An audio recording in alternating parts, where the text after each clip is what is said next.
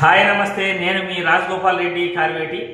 సుగాలి ప్రీతి అనే అమ్మాయి గురించి రెండు రాష్ట్రాల్లోనే కాదు, మన దేశంలో కూడా ఆ పేరు తెలియని వాళ్ళు ఉండరు. తెలుగువారు ఎక్కడున్నా కానీ ఆ పేరు అడిగితే టక్కనే ఆ పేరు గురించి పూర్తి వివరాలు చెప్తారు. కర్నూలులోని ఒక ప్రముఖ పాఠశాలలో 10వ తరగతి చదువుతున్న ఆ అమ్మాయి ఫ్యాన్కు ఉరేసుకుని చనిపోయింది.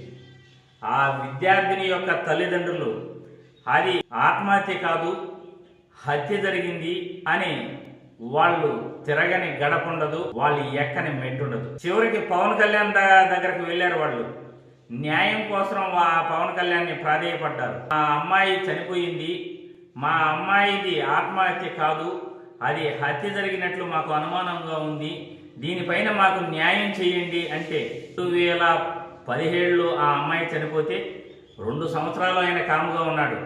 వైసీపీ ప్రభుత్వం అధికారంలోకి వచ్చిన తర్వాత ఆయన సుగాలి ప్రీతి గురించి ఏ సభలోకి వెళ్ళినా సుగాలి ప్రీతి, ఏ మాట మాట్లాడినా సుగాలి ప్రీతి గురించి మాట్లాడుతాడు.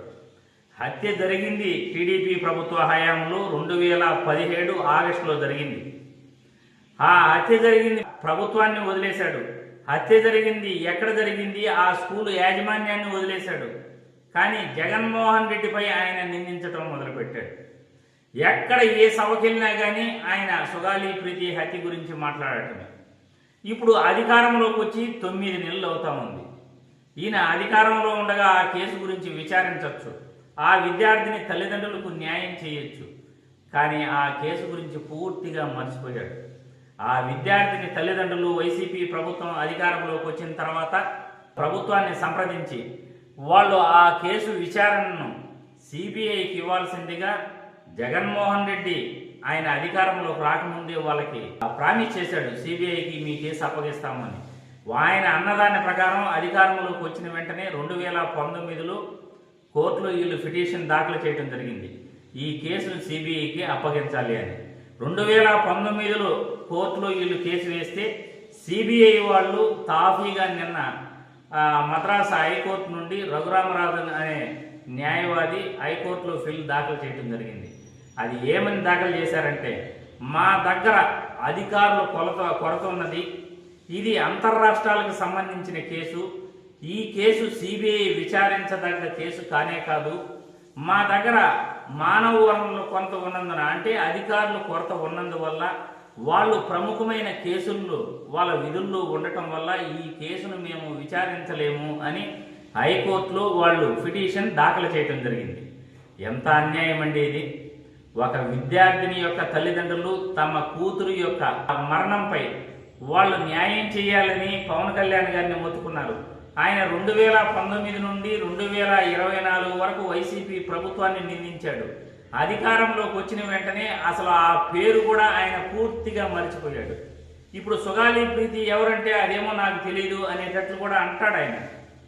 ఇంత అన్యాయమైన ప్రభుత్వం, ఈ ప్రభుత్వం అధికారంలోకి వచ్చి 9 నెలలు అవుతున్నా ఆయన 5 సంవత్సరాలు సుగాలి ప్రీతి గురించి నామస్మరణ చేసి ఏ సభకెళ్ళినా సుగాలి ప్రీతి మరణం గురించి ప్రస్తావించి, ఈరోజు సుగాలి ప్రీతి మరణం గురించి ఆమె తల్లిదండ్రులకు కనీసం బాధ్యతగా మనం ఏదైనా వాళ్ళకు న్యాయం చేయాలి, విచారణ చేయాలి అని కాకుండా ఈరోజు ఆ కేసును నీరుగార్చే ప్రయత్నంలో సిబిఐ వాళ్ళు యూటర్న్ తీసుకోవటం చాలా చాలా బాధాకరం. పవన్ కళ్యాణ్ అనుకుంటే ఆ కేసును సిబిఐ చేత విచారణ చేయించగలడు, ఎందుకంటే ఆయన ఎన్డీఏ కూటమిలో భాగం.